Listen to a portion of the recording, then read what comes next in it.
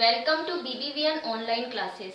And in our last video, we have already discussed about the chemical properties of acids. Now I am taking the chemical properties for bases. Basis की chemical properties कौन कौन सी है। And हमने first acids के बारे में जब बात की थी तो हमने एसिड्स की रिएक्शन किससे करवाई थी, मेटल के साथ में। तो आपको याद है कि जब एसिड्स जो है मेटल के साथ रिएक्शन करते हैं तो H2 गैस रिलीज करते हैं। सेम वैसे ही हमारी जो फर्स्ट केमिकल प्रॉपर्टीज है बेसिस के लिए वो क्या है, रिएक्शन विद मेटल्स। और बेसिस भी एसिड्स के जैसे मेटल के साथ में रिएक्शन करके क्या करते हैं, H2 गैस इवॉल्व करते हैं। जैसे कि मैं यहाँ पे एग्जांपल लेती हूँ फर्स्ट रिएक्शन विद मेटल्स के लिए।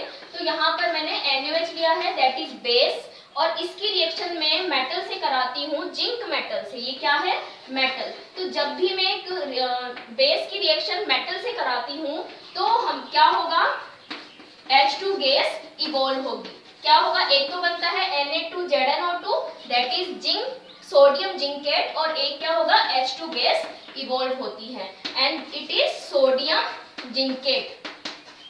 ओके, तो एसिड्स के जैसे ही यहाँ पर भी H2 गैस इवॉल्व होगी। और क्वेश्चन जो होता है वो ऐसे भी पूछा जाता है कि जो गैस इवॉल्व होती है आप उसको किस तरीके से आइडेंटिफाई करोगे कि वो हाइड्रोजन गैस है।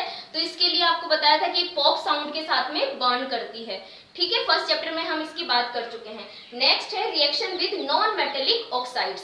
तो जैसे हमने एसिड की रिएक्शन किससे कराई थी, मेटेलिक ऑक्साइड से, यहाँ हम बेसिस की रिएक्शन किससे कराएंगे, नॉन मेटेलिक ऑक्साइड से। तो मैं इसका एक एग्जांपल ले लेती हूँ। यहाँ पे मैंने NaOH की रिएक्शन में किससे कराती हूँ, नॉन मेटेलिक ऑक्साइड। तो आपको पता ही है सल्फर क्या होता है, नॉन मेटल होता है। तो नॉन मेटल के ऑक्साइड के साथ में कराती हूँ तो क्या बनेगा, Na2SO4 बनता है और वाटर बनता है। अब देखिए इसके बाद यहाँ पर Na2SO4 तो एक सोल्ट है और H2O क्या है, वाटर है। इसी तरीके से अगर मैं एक और एग्जांपल ले लेती हूँ, जैसे कि मैंने नेक्स्ट बेस लिया है KOH और इसकी रिएक्शन में CO2 से कराती हूँ। कार्बन भी क्या है, नॉन मेटल है, तो नॉन मेटल के ऑक्साइड से कराती हूँ तो क्या बनता है, K2CO3। एक तो बनता है सोल्ट और एक क्या बनेगा, H2O वाटर। ठीक है, नेक्स्ट हमारी जो रिएक्शन है वो क्या है, रिएक्शन विद एसिड। एसिड के साथ में बेसिस की रिएक्शन, जो हमें एसिड के लिए भी पढ़ना है तो वहां ना बताकर मैं यहाँ बता रही हूँ, तो दोनों में हम इसको लिख सकते हैं। तो नेक्स्ट हमारी रिएक्शन है उसमें क्या है, बेस की रिएक्शन या एसिड की रिएक्शन किससे कराते हैं हम, एसिड की बेस से। और इसको एसिड बेस रिएक्शन भी बोलते हैं। और आपने ये जूनियर क्लासेस में पढ़ी है, ये न्यूट्रलाइजेशन रिएक्शन है। क्या है ये, न्यूट्रलाइजेशन रिएक्शन। तो इसमें क्या होता है, एसिड बेस को न्यूट्रलाइज कर देता है और बेस जो है वो एसिड को न्यूट्रलाइज कर देता है। ठीक है, और आफ्टर न्यूट्रलाइजेशन रिएक्शन एक तो बनता है सोल्ट, क्या बनता है, सोल्ट, और दूसरा क्या बनता है, वाटर। तो after the neutralization reaction salt and water are formed. ठीक है, तो ये है न्यूट्रलाइजेशन रिएक्शन। अब देखिए इसी रिएक्शन को मैं यहाँ पर भी रिलेट कर सकती हूँ। जो नॉन मेटल होता है, हम नेक्स्ट चैप्टर में इनकी बात करेंगे कि जो नॉन मेटल के ऑक्साइड्स होते हैं वो एसिडिक नेचर के होते हैं। किस नेचर के होते हैं, एसिडिक नेचर के होते हैं। तो यहाँ पर जो SO2 है, CO2 है, वो कौन सा बिहेवियर शो करते हैं, एसिड के जैसे। और इसकी रिएक्शन हम किससे करा रहे हैं, बेस से करा रहे हैं। तो क्या बना, salt and water, salt and water. तो इस तरीके से ये रिएक्शन जो हमने अभी पढ़ी है वो भी एक तरीके की न्यूट्रलाइजेशन रिएक्शन ही है। नेक्स्ट हमारा जो टॉपिक है वो है डाइल्यूशन ऑफ एसिड्स और बेसिस। तो देखिए सबसे पहले बात आती है कि डाइल्यूशन होता क्या है।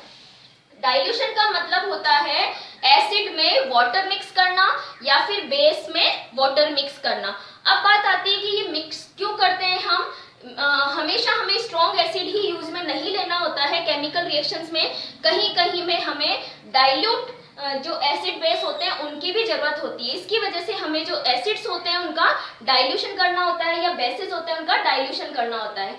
Dilution means mix with water. यहाँ पर देखिए जब भी आप किसी स्ट्रॉन्ग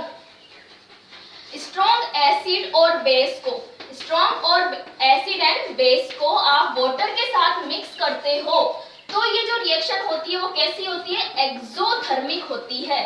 और एक्सोथर्मिक रिएक्शन की बात हमने फर्स्ट चैप्टर में की थी। एक्सो मीन्स बाहर and thermic means heat energy. तो एक्सोथर्मिक का मीनिंग होता है हीट एनर्जी का रिलीज होना।